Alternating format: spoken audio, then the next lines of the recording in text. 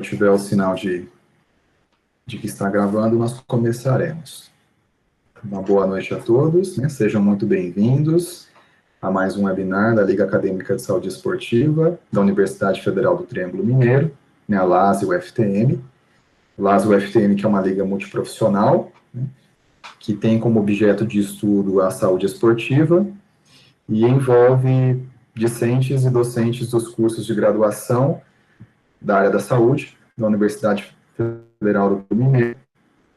Desde maio vem desenvolvendo esses webinars, né, no formato aí remoto, para cumprimento das suas atividades, né, de ensino e de compartilhamento de conhecimentos entre os ligantes da LASE. Tá? Para aqueles que tiverem interesse em acompanhar o nosso trabalho, a LASE apresenta um canal no YouTube, então nós pedimos para que se inscrevam nesse canal, né, ativem as notificações e busquem seguir, né, os nossos conteúdos que, de tempos em tempos, vão sendo migrados para esse canal, né, nos acompanhem e nos apoiem.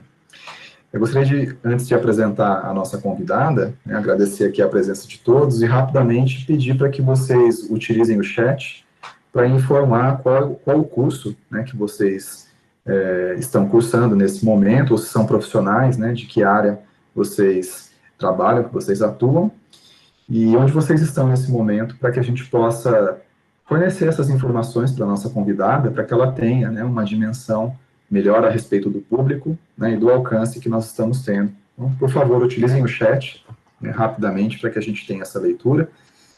Então, Bruno, né, Medicina, Uberaba.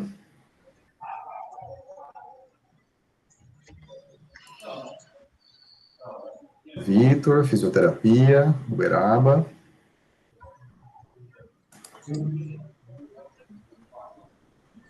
Mariana, Nutrição, Ribeirão Preto. Vitória, Fisioterapia, Taiobeiras. Giovana, Nutrição, Uberaba.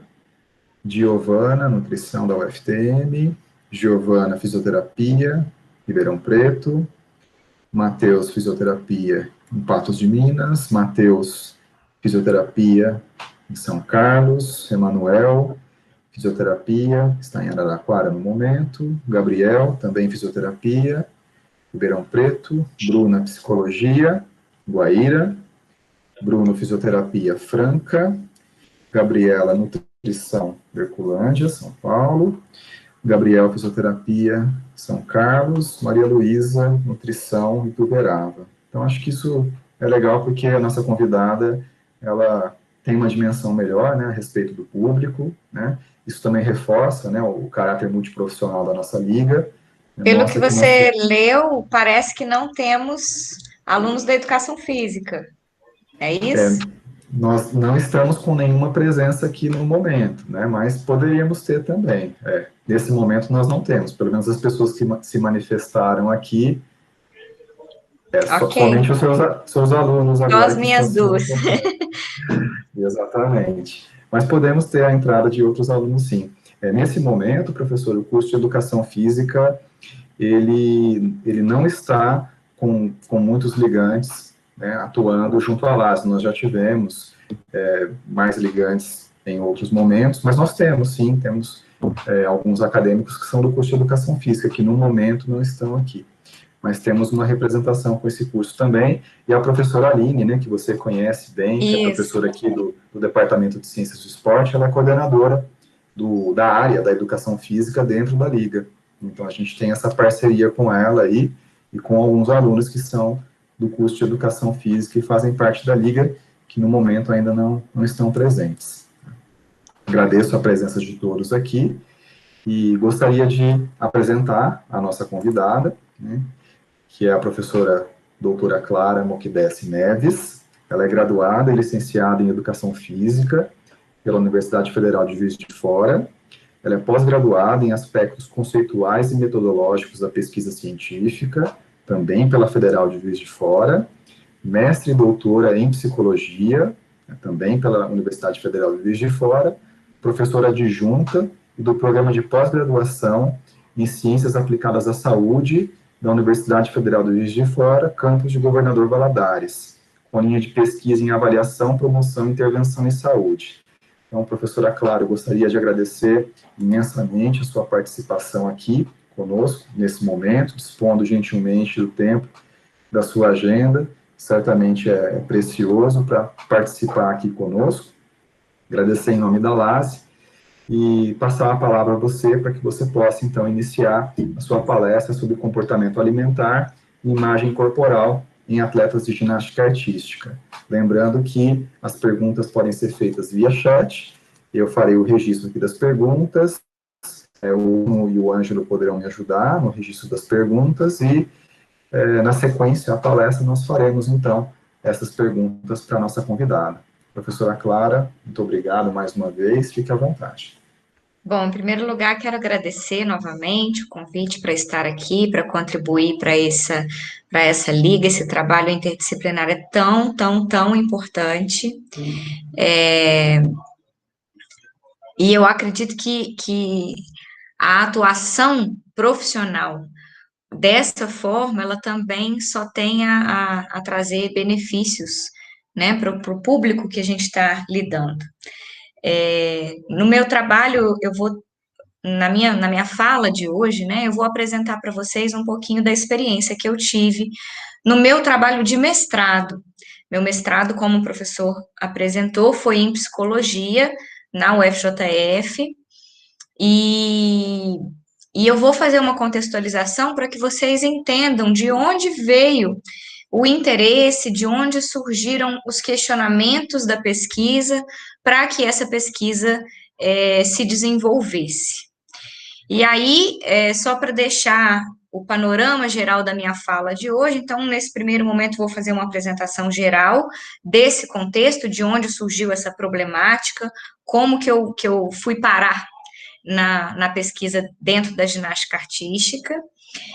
Depois eu vou passar para um momento de aspectos gerais, um pouquinho de conceito, que também é importante, relacionado à imagem corporal, relacionado ao comportamento alimentar e à ginástica também. E depois eu vou apresentar dados de alguns artigos científicos que foram desenvolvidos dentro desse tema, dentro dessa investigação. E aí a gente passa para esse momento de discussão. Eu queria até deixar aberto, se durante a minha fala alguém tiver alguma dúvida, alguém quiser fazer algum questionamento sobre alguma coisa que eu estiver falando, também podem ficar à vontade. E aí vou pedir, Daniel, se os alunos forem colocando no chat, se você quiser me interromper, pode ficar à vontade, a gente vai conversando, que eu acho que também pode ser produtivo dessa forma. Tudo bem? Tudo bem, perfeito. Você que dita a dinâmica aqui. Se você No final, a autorizar, a gente gente abre o pode espaço fazer. para conversar mais, mas dependendo da situação, pode ser que alguém tenha dúvida sobre alguma coisa específica que eu estiver colocando. Tá bom? Perfeito, combinado. Bom, então, só para tentar contextualizar, o professor me apresentou do ponto de vista acadêmico, mas para falar dessa pesquisa, eu preciso voltar um pouquinho antes para falar da minha formação pessoal. Então, eu sou nascida e criada na cidade de Três Rios, interior do estado do Rio de Janeiro, e a minha família tem uma aproximação muito grande com a área da dança. Minha avó era professora de dança, minha mãe e minhas tias eram também professoras de dança. Então, eu cresci nesse meio artístico, nesse meio do balé clássico, mais especificamente. Fui bailarina a vida toda. E na minha cidade de Três Rios existia, durante o meu período da adolescência, um projeto voltado para a ginástica artística, o qual eu também fiz parte enquanto atleta nível iniciante, não cheguei a participar de grandes competições na ginástica artística, mas pratiquei o esporte por algum tempo, mais ou menos uns 3, 4 anos. E aí, quando surgiu o momento de fazer a opção da minha carreira profissional, obviamente eu não consegui fugir disso, e eu fiz a opção pela educação física, levando em consideração esse contexto da dança e da ginástica na minha vida. E num primeiro momento, eu tinha para mim que eu ia fazer a graduação, mas que eu voltaria a trabalhar com dança, voltaria a trabalhar na escola de balé da minha família. Mas, durante o curso, eu acabei tomando gosto pela pesquisa, eu acabei despertando o interesse por esse olhar científico, e as coisas aconteceram de forma muito natural. Eu finalizei a graduação, já entrei numa pós-graduação em metodologia de pesquisa, em seguida eu já entrei no mestrado, e aí as coisas foram acontecendo na minha vida. E aí, para falar um pouquinho desse projeto, né? Esse é um projeto social de ginástica artística que existe na cidade desde 2005, que oferece aulas de ginástica artística para crianças e adolescentes da cidade toda. E esse projeto, ele tinha turmas de diferentes níveis. Então, a gente tinha tanto crianças muito iniciantes, uma turma intermediária e uma turma mais avançada, que já começava a se destacar em algumas competições. E aí, quando eu me formei na graduação, em 2012, eu tive a oportunidade de entrar para essa equipe como professora, como treinadora, e passei o ano de 2012 tendo contato com essas crianças, tendo contato com o treinamento de alto rendimento da ginástica. E aí aconteceram alguns fatores históricos, né, externos, que colocaram Três Rios em um foco maior para o ambiente da ginástica artística. A gente teve um incêndio no ginásio de ginástica do Flamengo, na Gávea.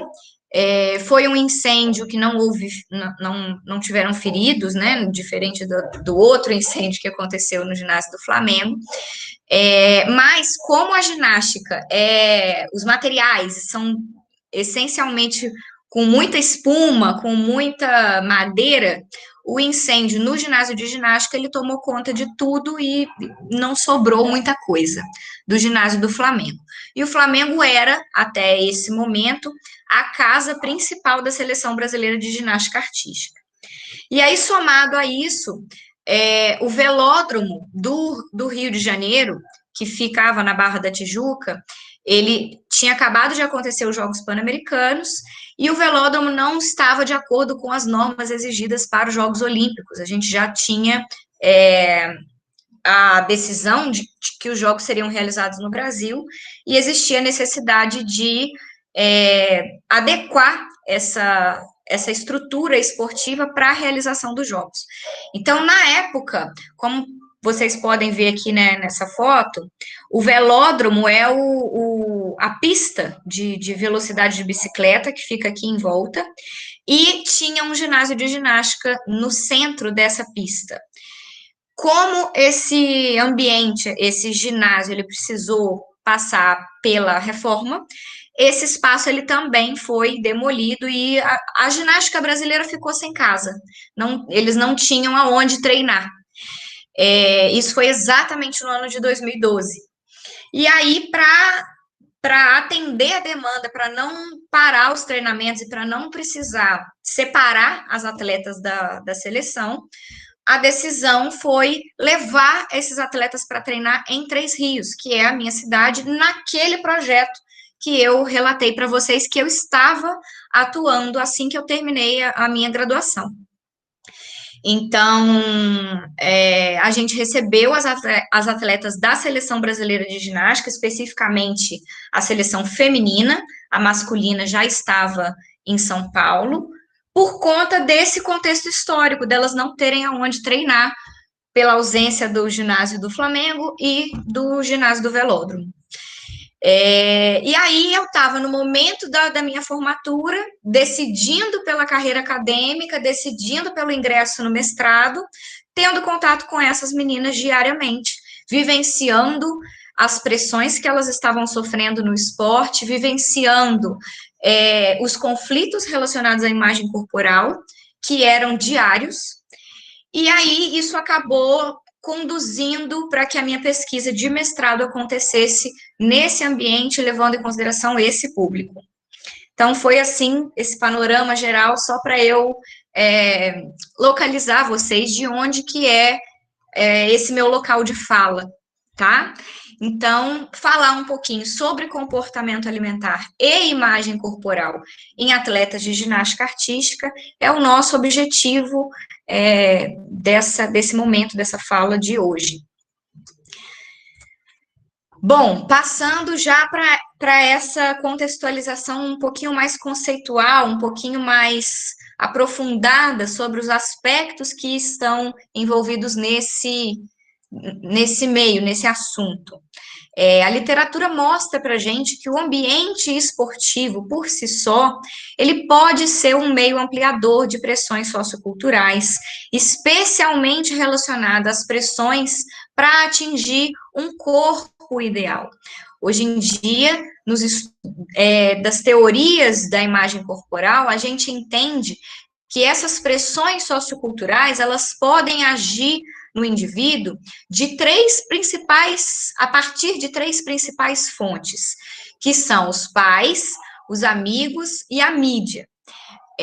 Mas, no ambiente esportivo, a gente precisa também considerar a fonte de pressão proveniente daquele esporte, proveniente daquela modalidade esportiva que a gente está falando, porque o esporte de alto rendimento é um contexto totalmente específico, totalmente particular em relação à sociedade como um todo.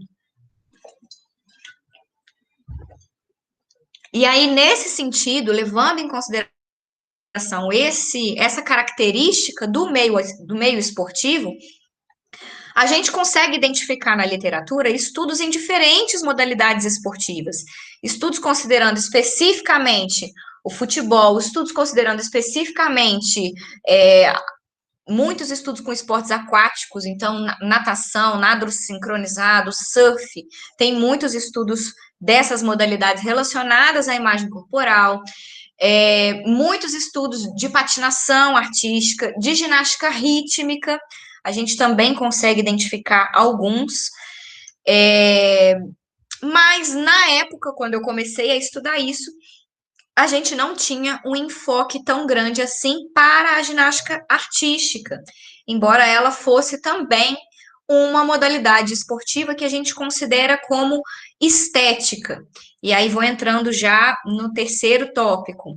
Os esportes de característica estética, tidos como esportes estéticos, eles são indicados pelos artigos científicos como aqueles de maior risco para o desenvolvimento de uma imagem corporal negativa. Porque as pressões para um corpo ideal nessas modalidades, o corpo vai estar em evidência o tempo todo. Então, consequentemente, essas modalidades elas vão exigir desses participantes uma adequação maior com relação a esse corpo ideal. E isso pode ter consequência nas questões psicológicas dessas pessoas, desses praticantes, especificamente em relação a uma imagem corporal negativa. E aí a ginástica artística, ela é considerada um esporte estético, se a gente for analisar esse contexto, especialmente porque ela exige uma morfologia corporal específica para a sua prática. O tipo físico, o corpo de um atleta de ginástica artística, ele é muito característico, ele é muito presente. Especificamente, a gente tem até como um senso comum, né? O atleta, quem faz ginástica artística não vai crescer. Quem faz ginástica artística vai ser pequenininho e muito forte. É diferente, o tipo corporal se diferencia até bastante da ginástica rítmica, que a gente tem corpos um pouco mais longilíneos. Pessoal, tá claro para vocês qual que é a ginástica artística? É muito comum as pessoas confundirem ginástica rítmica com ginástica artística. E eu tô me esquecendo que a gente não tem aqui maioria de profissionais de educação física. Manda no chat aí para mim. Vocês sabem qual é a ginástica artística? Vocês sabem a diferença da ginástica artística para a ginástica rítmica? Estou fazendo um parêntese aqui. Professora Clara, estamos tendo retornos positivos aqui, tá? Mesmo pessoas que não são do curso de Educação Física, parece que têm a compreensão do que são as diferenças entre uma modalidade e outra. Ótimo. Só para reforçar, só para deixar claro, a ginástica rítmica é aquela da fita, bola, arco, que é uma modalidade exclusivamente feminina, e ela tem provas individuais e provas em conjunto de 5 ginastas. E a ginástica artística, ela é a modalidade da Flávia Saraiva, do Arthur Zanetti, das argolas, que a gente vai ter as provas de trave, salto sobre a mesa, solo, paralelas, enfim, só para deixar claro aí qual é a ginástica que eu estou falando, que eu me esqueci de falar isso no início. Então, esse corpo ideal da ginástica artística, ele geralmente vai estar associado a uma menor estatura, porque existe uma explicação biomecânica para isso. Para a ginástica artística, ela exige as acrobacias corporais, especialmente no ar, né, na fase de voo. Então, para que o corpo do ginasta consiga entrar em rotação com maior facilidade, quanto menor for esse corpo, mais fácil ele vai conseguir executar essas rotações nos diferentes eixos corporais. E somado a isso, é necessário uma força muscular muito grande para que eu consiga ter uma força de propulsão, ter uma força de repulsão também dos braços. Por exemplo, nessa imagem aí, a Jade está fazendo o salto sobre a mesa, e aí a força que a gente precisa ter para bater na mesa e conseguir levar o meu corpo às rotações é uma força física considerável, muito maior do que o tipo físico, por exemplo, da ginástica rítmica, em que essas rotações, esses exercícios acrobáticos, eles não fazem parte da ginástica rítmica. Então, é uma característica mais voltada para a ginástica artística mesmo, tá? E aí, nesse sentido, falando desse corpo ideal para o esporte, a gente tem que os praticantes dessa atividade, especialmente os atletas, eles podem sofrer pressões diversas, então aquelas pressões que eu estava falando anteriormente, por parte dos pais, por parte dos amigos ou dos colegas de treino, por parte dos professores ou treinadores que vão ter o contato direto com essas atletas diariamente, e também por parte da mídia. Essas pressões, elas podem ser direcionadas especialmente para uma restrição alimentar, buscando atingir esse corpo ideal, buscando maximizar o desempenho físico. E aí eu vou abrir um outro parêntese para relatar a minha experiência no dia a dia do ginásio. Especialmente quando a gente estava com a seleção brasileira, a cobrança, inclusive do peso corporal das ginastas, era diária. As atletas eram submetidas a pesagens, a gente tinha uma balança dentro do ginásio, e diariamente as atletas eram pesadas antes de iniciar o treinamento, para ter um controle desse peso corporal. Então, quando você submete o indivíduo a uma pressão tão grande, é praticamente impossível não ver nenhuma consequência disso, especialmente no aspecto psicológico. E aí a gente tem psicólogas aí assistindo na sala, podem concordar comigo nesse sentido. A cobrança era muito forte, era muito presente, principalmente para as atletas de alto nível. A Flávia era uma que treinava com a gente nessa época, passei um pouco mais de um ano treinando com ela, dando treino para ela, e ela era criança na época, tinha 13 anos, 14 anos. e já sofrendo essas pressões, com uma idade tão cedo, porque a gente também sabe que a ginástica é uma modalidade de especialização precoce. Então, as atletas tendem a começar o programa de treinamento muito jovens, para que elas atinjam o seu ápice do desempenho físico por volta dos 16, 17 anos, que é a idade olímpica. A partir de 16 anos já é considerada idade olímpica para ginástica artística. Então, isso é outro fator que pode agravar ainda mais esse contexto.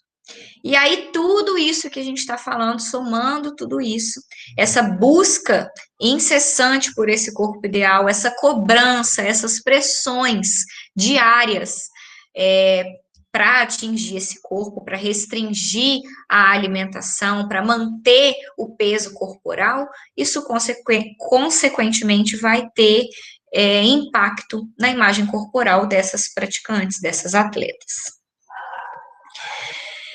E aí, a característica do alto rendimento ainda sobressai ainda mais essa cobrança, porque a aparência física, ela é avaliada, ela é levada em consideração na avaliação dos jurados e, consequentemente, no score, na nota final que esses atletas vão atingir. A nota final que a gente tem para a ginástica, ela leva em consideração a complexidade do aspecto técnico, que é o que a gente chama de nota de dificuldade, e ela desconta os erros que o atleta cometer naquela apresentação, que é o que a gente chama de nota de execução. E aí, quando a gente tem uma pontuação muito específica para o erro, a gente recai em outro aspecto que vai estar presente aqui, que é a questão do perfeccionismo. Esses atletas, eles tendem a ter um elevado nível de perfeccionismo, tanto auto-orientado quanto socialmente construído, porque isso faz parte do ambiente de treinamento, isso é cobrado diariamente, a execução perfeita desse movimento, você precisa se comportar da forma perfeita, você precisa executar aquele movimento da melhor forma, você precisa dar o exemplo em todos os aspectos, socialmente, na sua família, na sua escola, e cada erro vai ser descontado, né? Então, na nota final, na apresentação, a gente tem a despontuação desse erro para chegar na nota final. Então, isso fica ainda mais evidente. E aí, essa autocobrança em busca da perfeição também pode impactar a nossa imagem corporal. Então, qual é o conceito? O que a gente entende por imagem corporal hoje? A gente tem vários autores já que falam sobre esse conceito, que explicam o que é uma imagem corporal, e explicam os fatores intervenientes nessa imagem corporal. Então, hoje a gente considera a imagem corporal como um construto multidimensional, ou seja, ele envolve várias dimensões. Ele considera características positivas e também características negativas, e envolve elementos cognitivos, afetivos e comportamentais, ou seja, os pensamentos daquele indivíduo, os sentimentos daquele indivíduo e as ações, aquilo que o indivíduo coloca em prática, né? Então, eu posso ter pensamentos relacionados ao meu corpo, sentimentos relacionados ao meu corpo e ações direcionadas para o meu corpo, comportamentos direcionados para o meu corpo. Tudo isso é envolvido nesse conceito que a gente tem hoje da imagem corporal. E ela é influenciada fortemente por fatores culturais e sociais. Então, o ambiente cultural que esse indivíduo está inserido, o meio social, as relações sociais que são estabelecidas, a gente tem o pertencimento aos grupos, que vai ser também muito importante para isso. Vou dar um exemplo. É muito comum a gente ver na adolescência o adolescente querer adotar para si, querer internalizar alguns padrões corporais, alguns padrões estéticos, para fazer parte de determinados grupos. Então, se está na moda pintar o cabelo de rosa, na adolescência é mais comum que eles se engajem nesses comportamentos para fazer parte desse mesmo grupo social. Se está na moda fazer piercing, eles vão, para fazer parte daquele grupo, eles vão se adequar a esse comportamento. E se o meio social que a gente está falando é um meio esportivo, qual é o tipo de corpo que está sendo enfatizado nesse meio esportivo? Nesse caso da ginástica, é o corpo forte, musculoso e com pouca gordura corporal. Então, essas pessoas, esses praticantes, esses atletas, eles vão buscar ações, vão buscar comportamentos direcionados para atingir esse corpo. E os seus pensamentos e os seus sentimentos com relação a esse corpo, eles também vão ser direcionados para o mesmo sentido. Tudo bem, gente? Estão entendendo até aqui?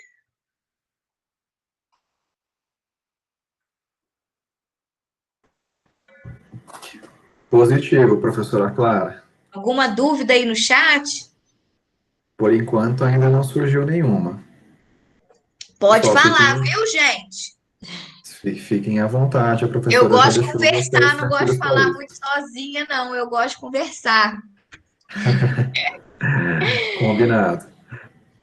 Bom, aí, levando em consideração todos esses aspectos que eu estou apresentando para vocês, eu desenvolvi uma revisão de literatura, levando em consideração a insatisfação corporal e o comportamento alimentar em atletas de esportes estéticos. Então, em um primeiro momento, eu não foquei especificamente na ginástica artística, porque a gente não encontrou em um primeiro momento esse foco na literatura.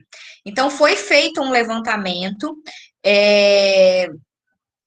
com uma delimitação temporal, né, publicados entre 2008 e 2015, que foi o ano de desenvolvimento dessa pesquisa, e ao todo foram analisados 45 artigos científicos, e que mostraram diferentes prevalências entre insatisfação corporal e comportamento de risco para transtorno alimentar em atletas desses esportes estéticos. E no contexto internacional, vários estudos foram desenvolvidos utilizando ferramentas avaliativas diferentes. Então, quando a gente está falando de um construto psicológico, o instrumento que a gente usa para mensurar aquele construto, ele vai estar diretamente relacionado com a medida, né, com o resultado que eu vou identificar relacionado àquela variável. E aí a gente vê que existem várias escalas para avaliar a insatisfação corporal, para avaliar aspectos da imagem corporal, e existem outras escalas para avaliar especificamente o comportamento alimentar. No contexto internacional, essa diversidade de escalas, ela estava mais presente do que no Brasil. No Brasil, até devido a uma limitação maior das opções, né, das opções de escalas para essa avaliação, os estudos tinham uma tendência de adotar os mesmos instrumentos. Então, essa revisão ela foi importante para a gente fazer esse levantamento de que forma é possível avaliar a insatisfação corporal, de que forma é possível avaliar o comportamento alimentar, e já foram identificadas, nesse primeiro momento, quais são as lacunas que a gente enxergava na literatura. Então, especificamente, uma escassez de estudos longitudinais e uma escassez de estudos que considerassem grupos controle, também para fazer, para compreender melhor a relação entre essas variáveis. Aí, com isso, a gente traçou alguns objetivos a partir do desenvolvimento dessa revisão de literatura, e cada objetivo desses a gente desenvolveu uma pesquisa específica. Então, no primeiro momento, a gente quis avaliar, quis identificar a existência dessa insatisfação corporal, tanto geral e também em áreas corporais específicas, em praticantes de ginástica artística de base e de alto rendimento. E também avaliar a influência de algumas variáveis sociodemográficas, antropométricas e maturacionais com a insatisfação corporal. Então, esse primeiro artigo foi publicado na Revista Brasileira de Educação Física e Esporte em 2016, e ele foi desenvolvido exatamente com aquele objetivo que eu acabei de mencionar para vocês. Foi uma primeira avaliação para que a gente tentasse ter um panorama geral da insatisfação corporal no nosso público, no público brasileiro, nessas meninas da seleção, né, que estavam treinando nesse momento. Então, aqui a gente teve dois grupos, o que a gente chamou, né, de grupo não elite e grupo de elite, ou atletas de base e de alto rendimento. Por que essa diferenciação? Porque a gente tinha, como eu mencionei lá no início da minha fala, turmas diferentes treinando no mesmo ginásio, treinando no mesmo ambiente, na cidade de Três Rios. Então, para o desenvolvimento dessa pesquisa, a gente optou por fazer uma avaliação de todo mundo que estava fazendo ginástica ali. E então, as atletas que a gente considerou como atletas de base ou atletas não elite eram aqueles indivíduos que estavam praticando a ginástica, mas que não tinham a cobrança tão grande de se apresentar em competições nacionais, em competições sul-americanas, em competições internacionais. Além disso, a carga de treinamento também era diferente entre os grupos. Então, o grupo dos atletas de base treinavam, em média, 3 vezes por semana, de 2 horas, 1h30 cada sessão de treino. As atletas de elite treinavam de segunda a sábado, 6 horas por dia de treinamento. Então, era o grupo principal que representava o Brasil nessas competições e tinha uma carga de treinamento muito grande. Consequentemente, elas estavam mais tempo do seu dia, mais tempo da sua vida, imersas nesse ambiente que a gente está comentando aqui. Bom, aí para mostrar um pouquinho do resultado desse artigo, eu recortei aqui uma primeira tabela dele, que mostra essa análise descritiva dessas variáveis, então, relacionada à idade, relacionada a nível socioeconômico, IMC, percentual de gordura, maturação e os 2 instrumentos que a gente tinha voltados para a imagem corporal. O BSQ, que é um instrumento que faz uma avaliação geral da insatisfação corporal do indivíduo, e a escala de áreas corporais, que está em inglês aí, né, BAS, Body Area Scale, que ela é voltada para as partes do corpo. Então, quais são as partes do corpo que você está mais satisfeito ou que você está menos satisfeito? Então, os resultados desse estudo mostram que a gente identificou diferenças entre esses 2 grupos, que vocês podem ver aqui na tabela, especificamente para a idade, para nível socioeconômico e para as variáveis antropométricas de massa corporal e estatura, e percentual de gordura. Isso já era esperado, porque se o grupo de elite treina muito mais, provavelmente eles vão ter menor IMC e menor percentual de gordura do que o grupo que treina 3 vezes por semana. Então, essa proporção, né, essas medidas antropométricas, elas vão se apresentar diferentemente entre esses grupos. Com relação aos aspectos da imagem corporal, quando a gente avaliou o score total do instrumento, a gente não conseguiu identificar uma diferença estatística. Mas avaliando em termos percentuais, a gente identificou 24,9% do grupo não elite e 15% do grupo elite tinham algum nível de insatisfação corporal, ou uma insatisfação leve, ou uma insatisfação moderada, ou uma insatisfação severa. Então, somando as 3 classificações que o instrumento identifica como níveis de insatisfação corporal. E aí, por que a gente tem, então, se a gente tinha como uma hipótese que o ambiente seria ampliador dessas pressões socioculturais, por que esse percentual ele foi mais baixo, 15% aqui no grupo elite, e 24,9% no grupo não elite? A explicação é exatamente com relação aos aspectos antropométricos.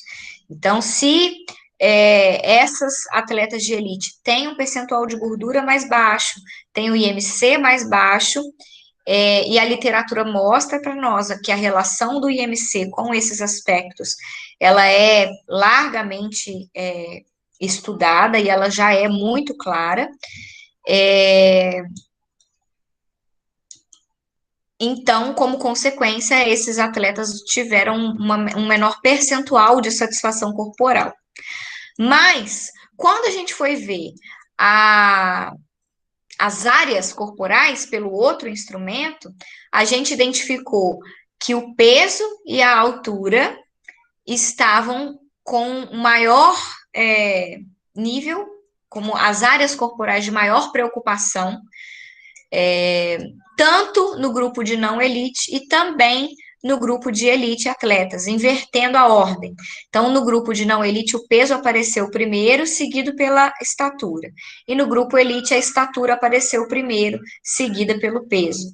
Então, peso e estatura como o principal enfoque dentro desse instrumento. Esse instrumento, se eu não me engano, é composto por 20 tópicos relacionados a áreas do corpo, ou a questões do corpo.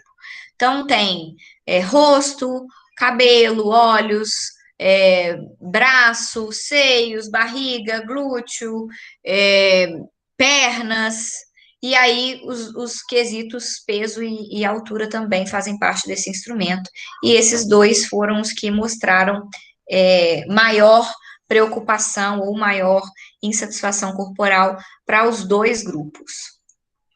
Como considerações finais desse artigo, a gente indica que seria importante, então, considerar outros fatores que também são intervenientes, que também podem permear a insatisfação corporal desse grupo, e que talvez seria interessante avaliar um grupo de indivíduos não atletas, para que a gente fizesse uma comparação entre esses 3 diferentes grupos.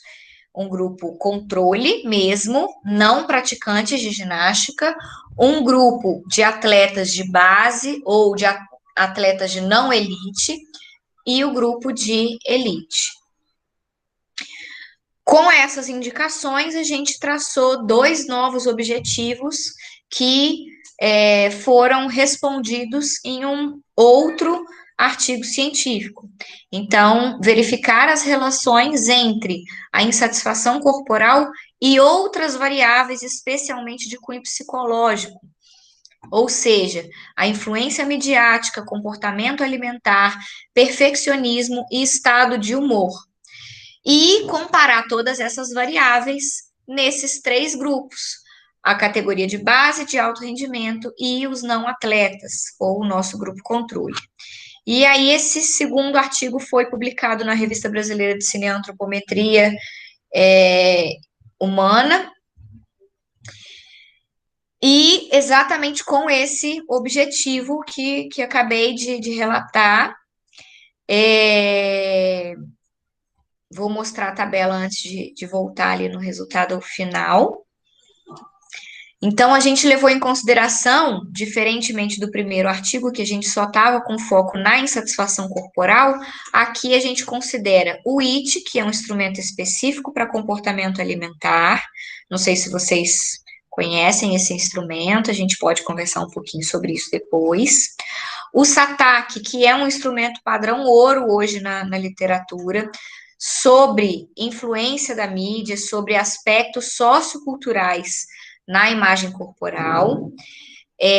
A escala de perfeccionismo, Multidimensional Perfectionism Scale. Essa escala, ela considera 3 aspectos do perfeccionismo, 3 facetas diferentes de perfeccionismo, e a gente adotou ela também.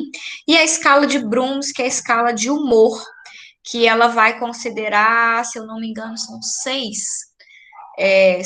tópicos relacionados ao humor dos praticantes, dos avaliados, né? E aí, no nosso caso, a gente aplicou nesse grupo de praticantes de ginástica. Então, a gente teve um grupo controle, que eram adolescentes da mesma faixa etária e que não faziam ginástica. O grupo de atletas de base era aquele mesmo grupo do artigo anterior, e o grupo do atleta de alto rendimento, que também eram as meninas da elite, né, da seleção. E aí a gente identifica, novamente, diferença entre IMC e percentual de gordura, que é o que a gente já esperava, e a gente também identificou diferença para o SATAC, que é um instrumento da influência midiática, no perfeccionismo e na escala de humor também. Essa escala de humor, quando avaliada no seu score total, ela me dá um indicativo do estado de humor geral desses indivíduos. E aí, quando a gente destrincha a escala para avaliar os seus fatores, as suas subescalas, é que a gente vai ter um direcionamento maior de qual aspecto do humor que a gente está falando. E aí, com base nessa análise preliminar e nas correlações que foram traçadas entre todas essas variáveis psicológicas, a gente desenvolveu 3 regressões lineares, uma para cada grupo que a gente estava avaliando. Então, a primeira regressão para o grupo de não atletas, a segunda regressão para o grupo de atletas de base e a terceira regressão para o grupo de atletas de alto rendimento. E aí, o que é interessante a gente mostrar a partir desse resultado? É que o grupo dos atletas de alto rendimento, que é o nosso foco principal, a regressão, ela manteve como fator explicativo apenas o comportamento alimentar. As outras variáveis psicológicas, elas não acrescentaram explicação para o nosso modelo estatístico, né, para o nosso modelo de regressão, diferente do que aconteceu nos grupos de atletas de base e no grupo de não atletas, que a gente tem outras variáveis somando explicação a esse modelo aqui. Então, isso mostra como que o comportamento alimentar desses atletas de alto rendimento, ele vai ter uma relação direta, ele vai estar intrinsecamente relacionado com a imagem corporal desses praticantes. E a alteração de uma variável, ela vai ter consequência na outra. Se a gente tem uma pressão focada no emagrecimento, em cima desses atletas, isso vai ter consequência também na imagem corporal. Então, a pressão com relação à alimentação, com relação ao comportamento alimentar, ela vai estar direcionada também para as questões da imagem corporal. E aí, esse artigo, ele dá como indicação, né, de continuação desses estudos, a necessidade da gente considerar esse grupo de forma, em um segmento, de forma longitudinal, porque essas variáveis psicológicas, elas podem sofrer variações, podem sofrer modulações de acordo com o período competitivo que a gente está considerando, que a gente está fazendo essa avaliação especificamente do grupo de atletas. E aí, novamente, com base nessa indicação, a gente traça mais 2 objetivos para serem respondidos em um terceiro artigo científico, que foi comparar essas variáveis psicológicas que a gente estava estudando, que é o foco do nosso estudo, nesses atletas de alto rendimento, em 3 momentos ao longo do seu ano competitivo. um momento pré, um momento durante e um momento pós-competitivo. E aí já vou explicar de uma vez como que isso foi feito na prática, né? A gente tinha um calendário, eu estava inserida nesse ambiente, e o calendário competitivo dessas atletas, ele já estava organizado, ele já estava posto.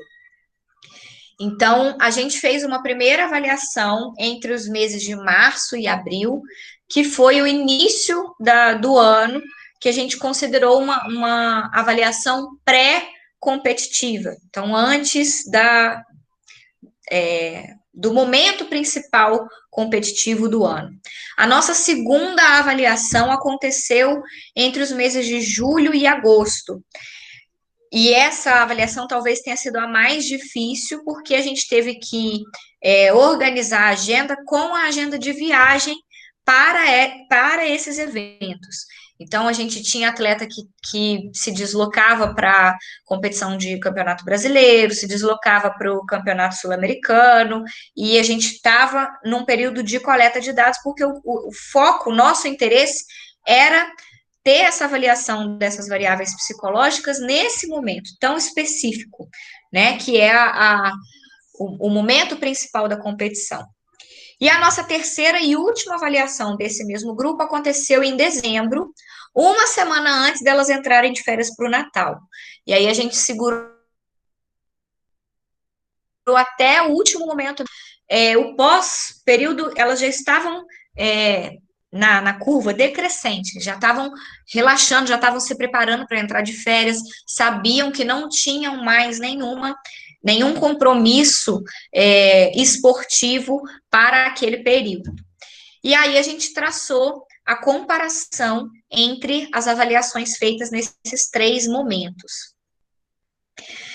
E além desse primeiro objetivo, a gente também verificou a influência que essas variáveis estudadas exerciam sobre a insatisfação corporal nesses 3 diferentes momentos. Então, foram 3 novas análises de regressão, levando a insatisfação corporal como variável desfecho. Esse terceiro e último artigo, ele está publicado na Journal of Sports Sciences, que é uma revista internacional de um fator de impacto considerável, e foi um artigo bastante desafiador de ser construído e de a gente conseguir passar para o papel tudo isso que a gente estava tentando fazer. A gente estabeleceu parceria com 2 pesquisadoras internacionais, que a gente fez contato em um congresso, quando elas estiveram no Brasil, conhecemos pessoalmente e trocamos ideia, e elas aceitaram o desafio de escrever esse artigo junto com a gente, com o nosso grupo, e foi, assim, uma parceria muito produtiva, né? Deu muitos bons frutos. Para falar um pouquinho sobre os resultados desse artigo, essa primeira tabela, ela mostra os 3 tempos, então, momento 1, momento 2 e momento 3, lembrando, momento 1, pré-competição, momento 2, competição, momento 3, pós-competição. E aí, nesse primeiro momento, em relação às classificações percentuais para a insatisfação corporal e para o comportamento alimentar. Então, a gente, da mesma forma, a gente agrupou os scores que o BSQ determina como algum nível de insatisfação corporal para classificar os sujeitos como satisfeitos ou insatisfeitos. E o IT, ele também apresenta uma ferramenta de classificação que é própria. Então, ele tem um ponto de corte que, se o indivíduo atingir aquele ponto de corte, ele é considerado como positivo para comportamentos alimentares de risco, para transtorno alimentar. E o negativo seria a ausência desse comportamento de risco para transtorno alimentar. Então, está até aqui na legenda. Sem risco para transtornos alimentares e com risco positivo transtornos alimentares. E aí, a partir dessa primeira análise, a gente identificou uma diferença estatística no momento 2 em relação aos momentos 1 e 3. Ou seja, a gente teve um maior número de meninas com insatisfação, classificadas como insatisfeitas no momento competitivo, do que elas estavam antes e depois da competição, mostrando então que o comportamento dessa variável seria mesmo como uma parábola, que vai ascendendo, chega no ápice e teve a sua curva decrescente ao final. O mesmo a gente não conseguiu observar para o comportamento alimentar a partir dessa distribuição de frequência. Mas, quando a gente analisou os scores totais dos instrumentos, a partir das suas pontuações específicas, a gente identificou novas diferenças estatísticas. O percentual de gordura delas teve uma variação, então, é uma variação crescente, o período que elas estavam já chegando perto do período de recesso de fim de ano, o percentual de gordura delas estava bem mais elevado do que em relação ao momento 1 e momento 2. E o comportamento alimentar, a gente conseguiu identificar a diferença aqui. Observa que a pontuação delas no momento 2, 23,55, está bem maior do que quando a gente considera o momento 3 e do que quando a gente considera o momento 1. Então, mostrando a mesma curva que a gente identificou para a imagem corporal, ela se replicou aqui para o comportamento alimentar também. E aí a gente fez uma análise um pouco mais específica de cada uma das subescalas dos instrumentos que a gente estava avaliando. E a gente identificou uma diferença no perfeccionismo auto-orientado, lembrando que o perfeccionismo, essa escala, ele considera três dimensões diferentes para o perfeccionismo, que é o perfeccionismo auto-orientado, ou seja, eu me cobrar, o perfeccionismo que é socialmente prescrito, ou seja, o ambiente me influenciando a ser perfeccionista, e o perfeccionismo dirigido aos outros, é quando eu quero que o outro tenha um comportamento perfeccionista. Então, essas são as três facetas do perfeccionismo de acordo com esse instrumento. E aí, aqui a gente identificou, deixa eu ver, letra A, diferença do T1 em comparação ao T2. Elas estavam mais perfeccionismo, perfeccionismo auto-orientado, maior no momento 1 do que no momento 2 e no momento 3. Ou seja, o momento pré-competição, e aí qual seria a explicação para isso? Como que a gente poderia associar com a prática do esporte, a prática esportiva? O momento pré-competitivo é o momento que elas estão aprendendo novos elementos. É o momento que elas estão inserindo a dificuldade na série para as apresentações, para as competições. Então, é compreensível que o perfeccionismo delas seja maior nesse momento, porque elas precisam,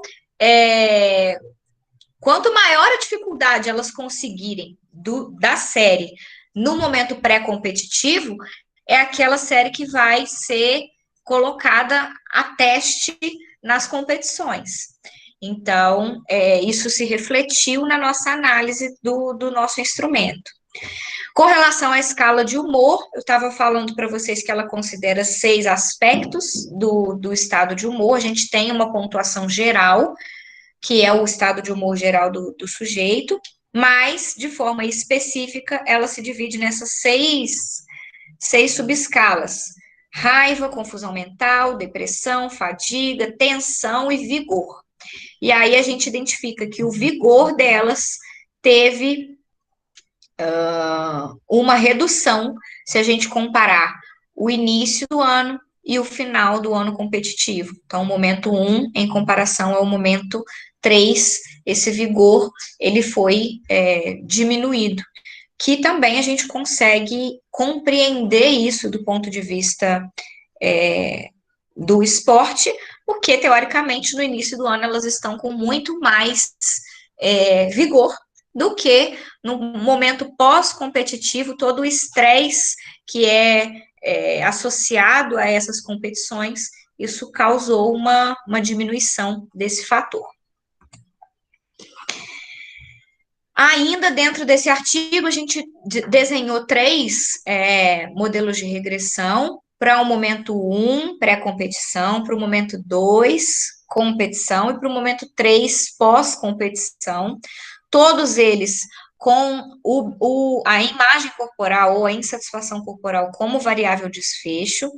E aí a gente identificou esse valor de R, é o valor R da correlação mesmo, tá? Que no momento 1, apenas o IT acrescentou explicação para o BSQ com altíssimo poder explicativo. No momento 2, o IT foi somado ao estado de humor. O estado de humor, ele contribuiu para esse desfecho da imagem corporal. E no momento 3, novamente, só o IT foi preditor desse modelo de regressão. O SATAC, nas duas, tanto no momento 2 e no momento 3, ele chegou a ser inserido no modelo, mas ele não apresentou significância estatística, e por isso que a setinha está pontilhadinha nesse diagrama. Bom, e aí, para concluir, para a gente fazer esse fechamento, a gente aponta que esse trabalho ele teve uma relevância muito grande para a área, especificamente para a ginástica artística, porque a gente não tinha até então tantos artigos focados nesse público, focados na relação da imagem corporal, dos comportamentos alimentares nesse público. Então, esse trabalho possibilitou a expansão do conhecimento nessa área na literatura científica. A gente considerou um alto número de praticantes dessa modalidade, dividindo essas pessoas por categoria. A gente ainda estabeleceu um grupo controle de não praticantes de atividade física para tentar traçar essas comparações. A gente verificou fatores diversos, então, tantos fatores antropométricos, sociodemográficos, como, por exemplo, nível socioeconômico, que a gente considerou lá no primeiro estudo, fator maturacional, e também os fatores psicológicos, que era o nosso foco principal, e o grande diferencial foi o acompanhamento longitudinal, principalmente a partir desse terceiro artigo. E aí, com relação ao desdobramento, como que a gente pode extrapolar? Ok, isso tudo foi feito, o estudo foi desenvolvido, está publicado. Como que a gente aplica isso na prática? Como que a gente vê isso acontecendo na prática? Como que a gente proporciona um ambiente psicologicamente saudável para essas atletas?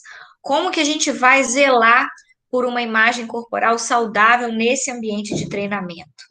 Aí eu faço a indicação aqui de um documentário, não sei se alguém aqui já teve a oportunidade de assistir, talvez sim.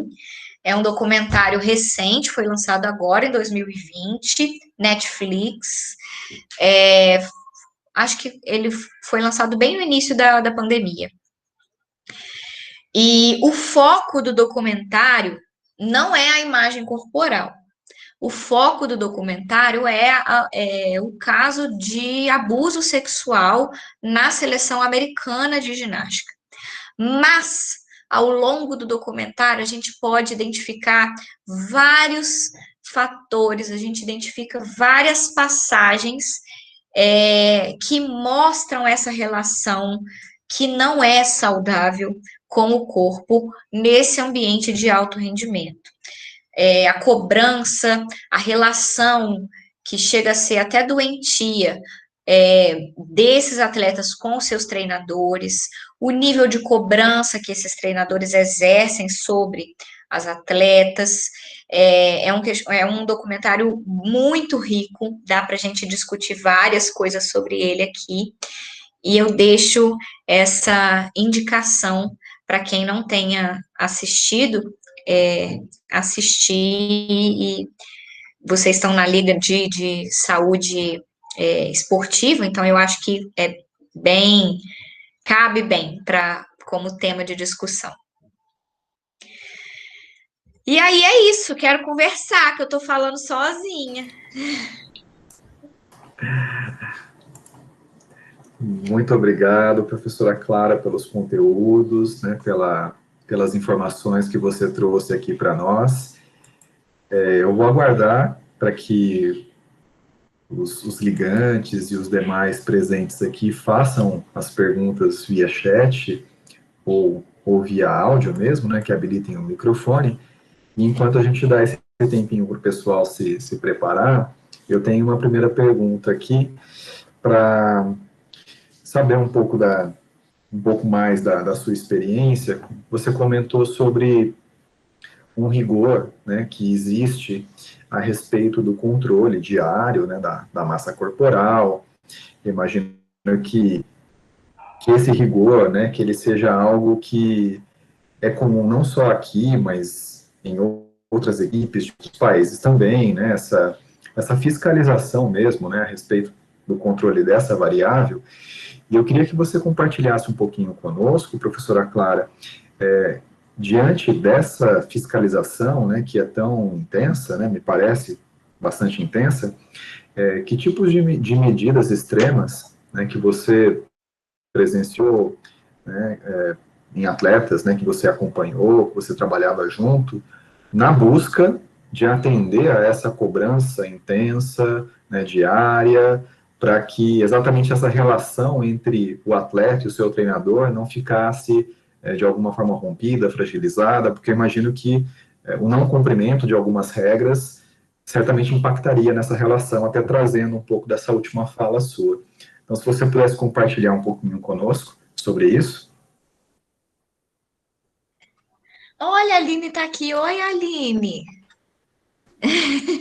Acabei de ver subir uma pergunta dela. Boa noite.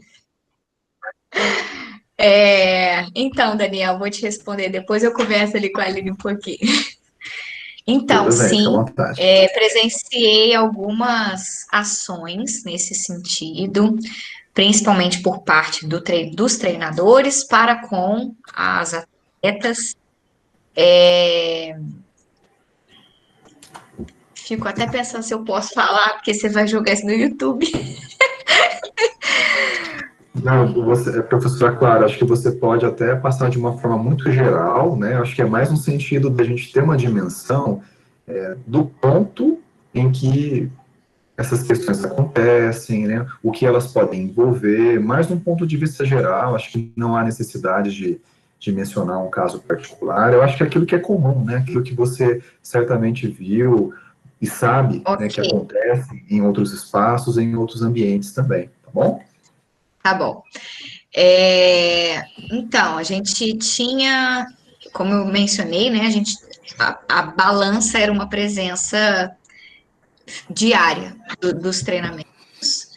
Então, todos os dias, antes de iniciar o treino, as atletas eram submetidas à pesagem e quando era identificada uma alteração significativa nesse peso, e aí o significativa não do ponto de vista estatístico, mas do ponto de vista do conceito que os treinadores tinham para com o peso ideal para aquela pessoa. A coisa mais comum era que essa atleta específica tivesse que ter um treinamento, uma exigência maior no treinamento por conta desse peso. Então, por exemplo, fazer um treino de corrida antes de ir para o treino principal, ou dobrar o número de repetições em determinado movimento para gastar mais energia. E aí, eu tô vendo, teve uma pergunta aqui que subiu sobre a alimentação dela. Tá ligado com a sua pergunta, eu vou tentar retomar. A Bruna Ok. colocou que em relação à alimentação, elas faziam refeições em casa ou era fornecido no local de treinamento e se seguiam alguma dieta. Sim, a dieta era bastante rigorosa e para agravar um pouquinho a situação, elas, como elas não eram nascidas na cidade, elas não tinham família na cidade, a gente estava recebendo essas atletas de fora. Então, tinha uma casa que elas moravam todas juntas, com a mãe de uma delas e o treinador também. Então, existia um controle sobre o que elas estavam ingerindo dentro de casa, porque o treinador vivenciava isso. Então, nesses casos que você está falando, quando ela alterava esse peso, a cobrança na alimentação ela vinha como consequência também, para essa manutenção, para que no dia seguinte manter ou descer o peso corporal.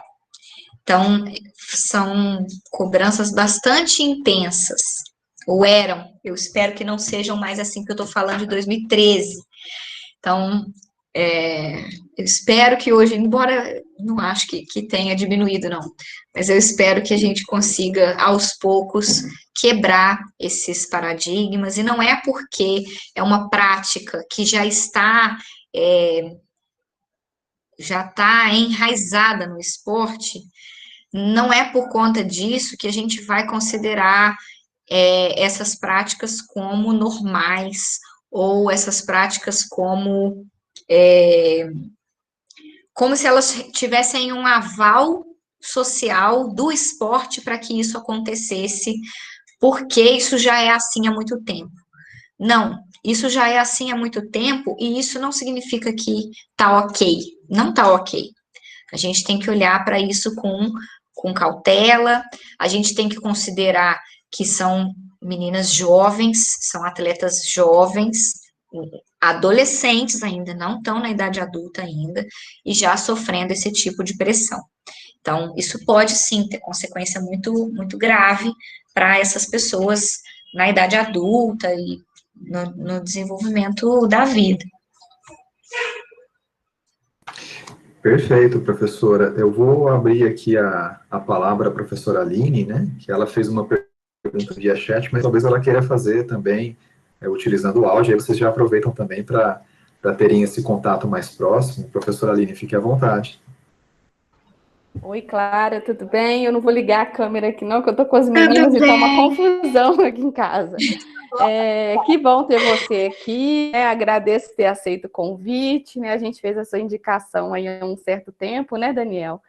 E a gente queria tê-la conosco para dividir um pouquinho aí do seu conhecimento, né?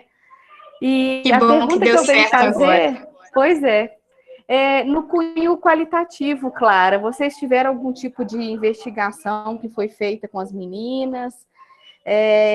Para entender um pouco mais, né, dessa questão do aspecto da imagem corporal negativa, se ela estava mais voltada para o aspecto do rendimento ou mesmo da estética.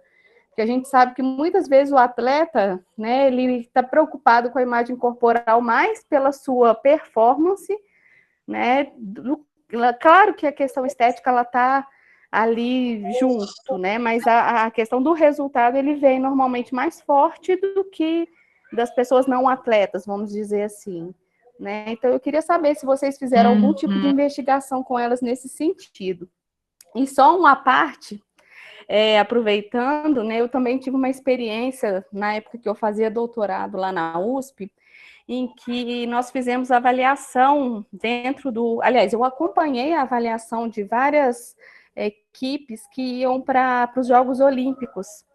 E a gente teve um problema muito sério, principalmente nesses esportes estéticos, as técnicas queriam entrar com as atletas no momento da avaliação com os médicos, para controle de peso, né? E a fala delas era muito pesada, a ponto de uma amiga minha, que inclusive é médica, né, ela é especialista em medicina do esporte, ela solicitou que nas consultas seguintes a atleta pudesse entrar sozinha no consultório, né, para ela, muitas vezes, em situações mesmo de anorexia, de bulimia, elas não conseguiam falar porque a técnica estava ali do lado, né? Então, essa situação ela é bem presente e para mim foi bastante assustador o que a gente acabou descobrindo, né? Que essas meninas tinham gavetas que escondiam as guloseimas, né? Então, quer dizer, mantém a dieta enquanto está ali no ambiente do refeitório, né? Mas depois, no momento em que ninguém está vendo, é que as coisas realmente acontecem, né? Então, é isso. Obrigada, Aline. Obrigada por compartilhar aí as suas experiências. Primeiro, respondendo a sua pergunta, eu sei que você tem vamos falar assim, um viés mais qualitativo dentro da pesquisa, mas a gente não chegou a desenvolver uma pesquisa quali propriamente dita com esse grupo, embora a gente tenha tido alguns feedbacks nessas conversas, trocando essas experiências com elas. Teve uma atleta que participou das avaliações, e aí, na última avaliação, ela respondeu o questionário marcando o X, e eu tenho até guardado esse papel. E embaixo de cada pergunta, ela escreveu a opinião dela sobre aquele item do questionário, tentando justificar, no ponto de vista dela, o que faria sentido para o esporte, o que seriam perguntas mais gerais, quais são as inquietudes dela. Ela escreveu. Então, eu tenho esse papel, está marcado os X dela, nos itens dos questionários e os comentários dela em cada um dos itens. Mas a gente não chegou a publicar isso ou a fazer algum tipo de investigação qualitativa mais aprofundada. Eu acho que seria muito válido, inclusive, para tentar desvendar um pouquinho mais essas motivações, né? Para ouvir da boca delas essa experiência. E com relação ao seu relato dos atletas pré-Olimpíada, é muito sério mesmo tudo isso, e a gente vê que isso acontece não é só no Brasil, é em todos os lugares. China é pior, é bem pior. Tem vários vídeos, né, no YouTube, se você jogar treinamento de ginástica em outros lugares, tem um vídeo bastante chocante das chinesinhas treinando, criança, e o treinador não sendo nada delicado com essas crianças.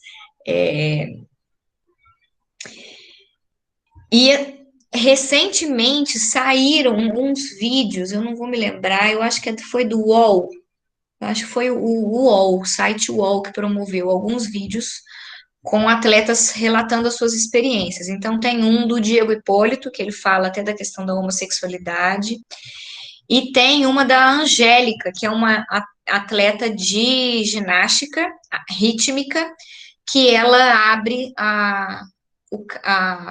o diagnóstico dela de anorexia.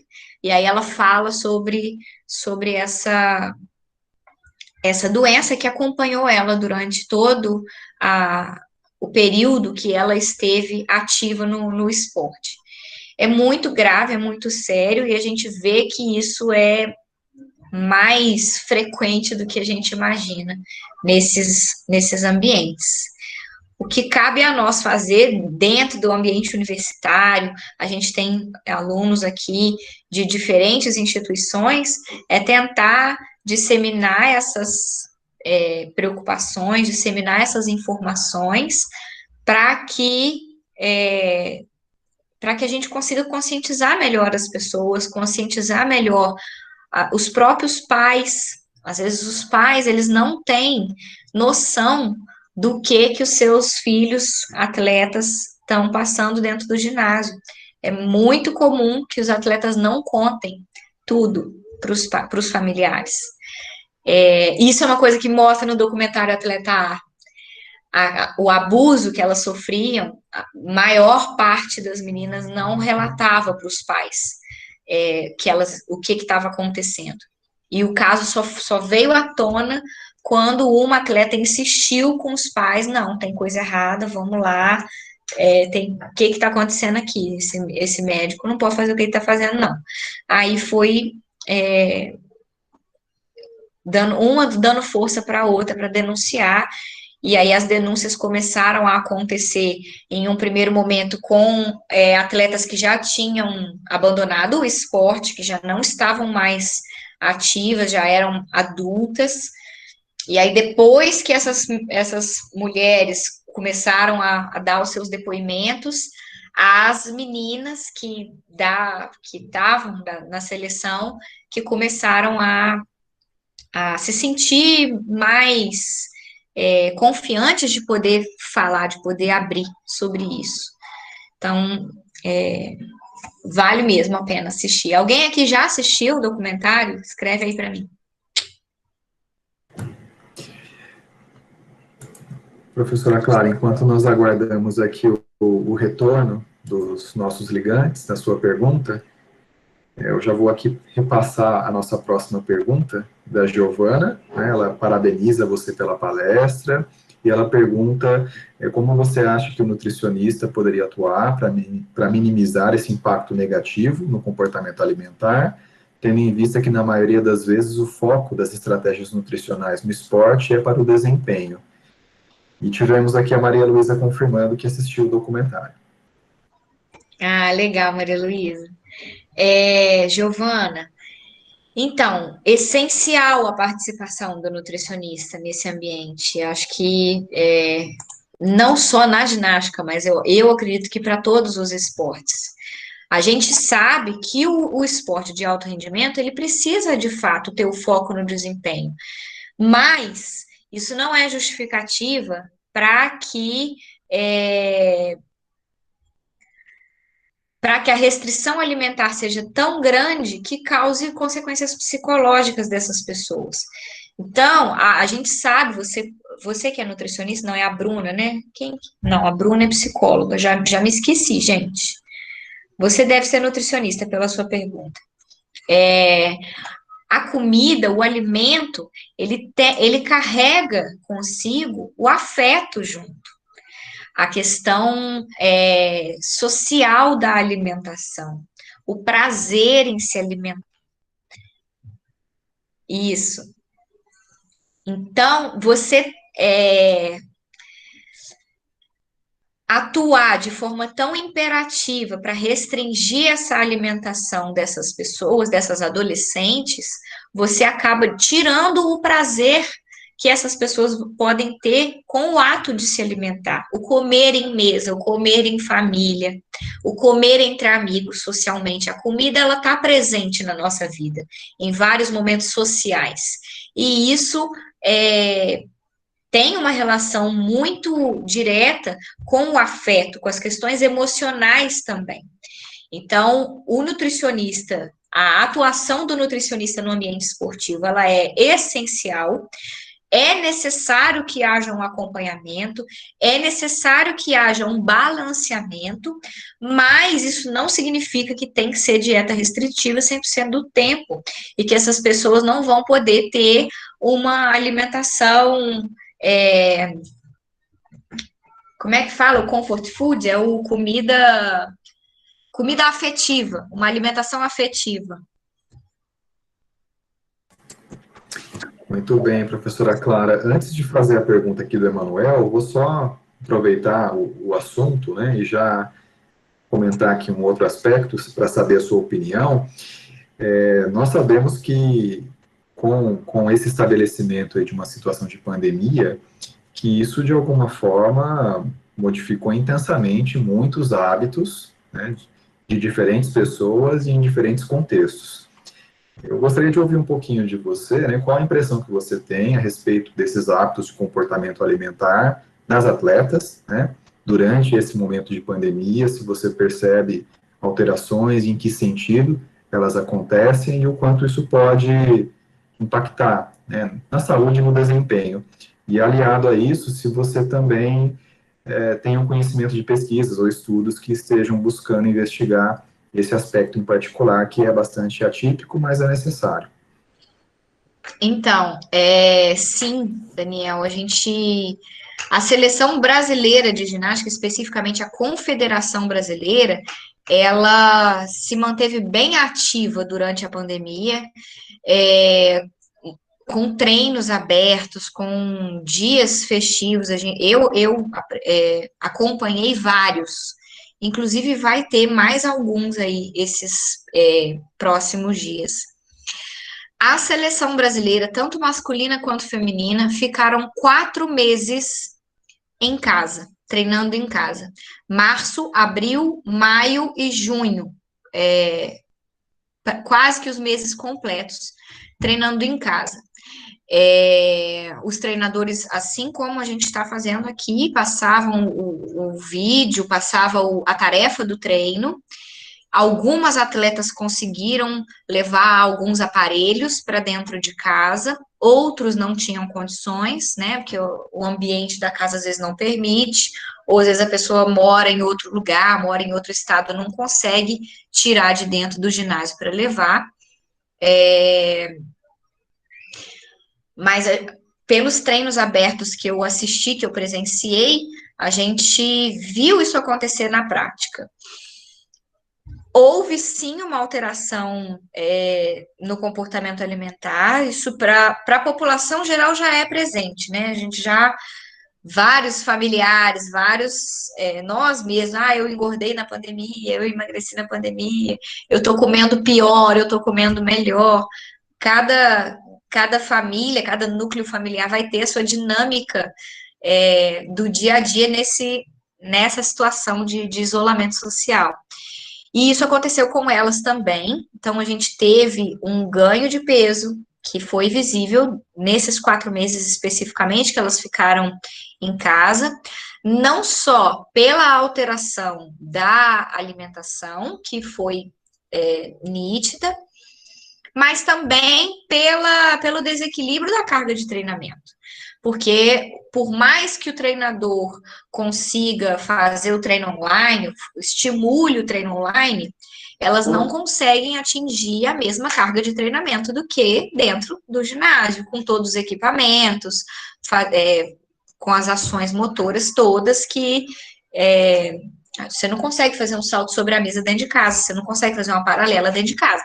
Você vai fazer alguns exercícios acessórios, exercícios para manutenção da musculatura, para manutenção da flexibilidade. O trabalho foi muito focado em preventivo, trabalho de força e trabalho de flexibilidade dentro de casa. Foi isso. Os trabalhos específicos nos aparelhos, restrito.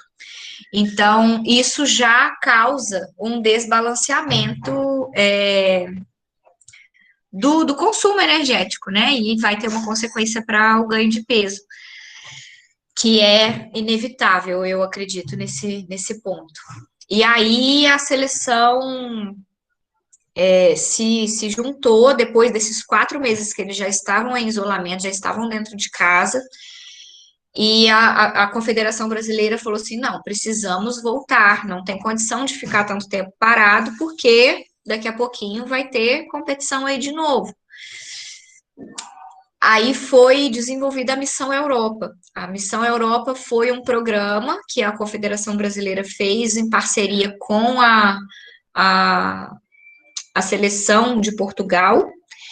E aí todos os atletas do Brasil, tanto da ginástica artística como da ginástica rítmica, masculino e feminino, foram para a Europa em julho, e ficaram lá julho e agosto, 2 meses inteiros, voltaram no iniciozinho de setembro, para voltar aos treinamentos dentro do ginásio. Então, mais uma vez, os atletas foram tirados do ambiente familiar, da casa, de perto dos pais, de perto dos familiares, para a imersão total nesse treinamento, morando esses 2 meses em hotel, em um lugar fechado só para eles, como se fosse a bolha, igual está acontecendo no NBA lá, a bolha esportiva, né? Que ninguém entra, ninguém sai. Então, todo mundo foi para lá e passaram esse tempo para que eles fizessem a readaptação ao ginásio. E aí essa readaptação incluiu tanto a readaptação física, a readaptação aos aparelhos e também a readaptação do corpo, da alimentação e do retorno à forma física ideal. Ok, muito bom, professora Clara. Temos aqui mais uma pergunta do Emanuel, né? Ele parabeniza pela palestra e ele disse que ficou em dúvida sobre os testes de perfeccionismo, se eles são aplicáveis a outros esportes, né? Se podem ser utilizados e se sim, se teria algo a ser mudado na aplicação desses testes. Especificamente a escala de perfeccionismo, essa que a gente adotou na nossa pesquisa, ela é uma escala que foi validada para a população de adolescentes brasileiros. Então, compreendendo a faixa etária, se eu não me engano, de 12 a 18 anos. E aí ela poderia ser aplicada, essa mesma escala, para qualquer pessoa dentro dessa mesma faixa etária, no Brasil. Eu não sei te informar se existem outras escalas de perfeccionismo que a gente poderia aplicar, por exemplo, para adulto, para criança eu tenho certeza que não tem, mas para adulto, para idoso, para outras faixas etárias. E as perguntas dela, elas não são direcionadas especificamente ao esporte. Elas são direcionadas ao perfeccionismo enquanto construto psicológico, considerando aquelas 3 facetas, que é o perfeccionismo auto-orientado, ou seja, a cobrança que eu tenho em relação a mim mesma, a cobrança quando eu quero que o outro seja perfeccionista, que o outro faça aquilo da melhor forma possível, e o perfeccionismo que é socialmente prescrito. Então, é o ambiente social atuando como modulador do perfeccionismo que eu vou ter para mim mesma. Te respondi? Muito bem. Tivemos aqui um outro comentário do Matheus, agradecendo aqui pela palestra, dando boa noite a todos. A Giovana também agradeceu pela resposta, o Emanuel também. Ainda há tempo para mais perguntas, caso desejem fazer. Utilizem o chat aqui, por favor. Eu gostaria de, enquanto isso, fazer alguns agradecimentos novamente à professora Clara, né, pela participação aqui conosco. A professora Aline lembrou muito bem que nós tentamos, no mês de junho, se eu não me engano, fazer um primeiro convite para participação em outro evento. Naquele momento não foi possível, em função de umas férias que você já tinha programada, né, e da impossibilidade de participar conosco. E quando nós fizemos uma reunião com os ligantes, agora que assumiram, né, a condição de ligantes, uma ligante do curso de psicologia, que é a Bruna, novamente ela fez a sugestão por alguns profissionais que teriam temas de interesse para a área, e o seu nome, ele apareceu novamente. Então, eu gostaria de agradecer, né, a professora Aline, inicialmente, que fez a primeira lembrança, e a Bruna, que fez a segunda lembrança pelo seu nome, e dessa vez, né, tudo deu certo, você pôde participar aqui conosco, tá? Que bom, obrigada. A Bruna faz o registro aqui também, né? Certamente você atendeu às expectativas de todos, né, em especial da Bruna, que foi a responsável pela sua indicação nesse momento. Então, eu gostaria de passar a palavra a você, né, para que você também tenha aí a sua palavra final a todos, e já agradecendo mais uma vez, em nome da nossa Liga, pela sua participação. Eu que tenho a agradecer, Daniel, pelo convite, pelo contato. De fato, a gente tentou alinhar essa vinda em outro momento e não conseguimos calhar muito bem. Hoje foi difícil para eu estar aqui, porque eu estou passando por uma situação pessoal complexa na minha família, mas eu falei assim, eu vou desmarcar, porque vai ser importante para mim, para eu conseguir também levantar. A gente perdeu uma pessoa muito querida na família essa semana, mas eu só agradeço a vocês por estarem aqui me ouvindo, espero que eu tenha conseguido passar uma mensagem. Muito obrigada, Aline, querida, adoro, sempre bom trocar informações, sempre bom estar perto.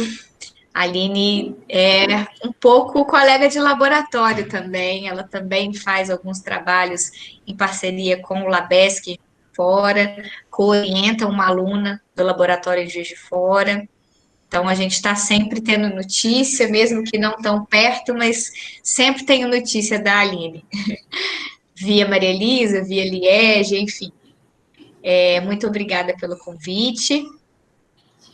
Obrigada, obrigada. E Nós, não. Pode falar, professora. não, e é isso, só agradecer e que bom que deu tudo certo. Desculpa aí por qualquer coisa se eu tiver me confundido em algum momento, é porque a cabeça está um pouco fora do ar. Mas eu acho que deu tudo certo. De forma alguma, com certeza, deu tudo certo.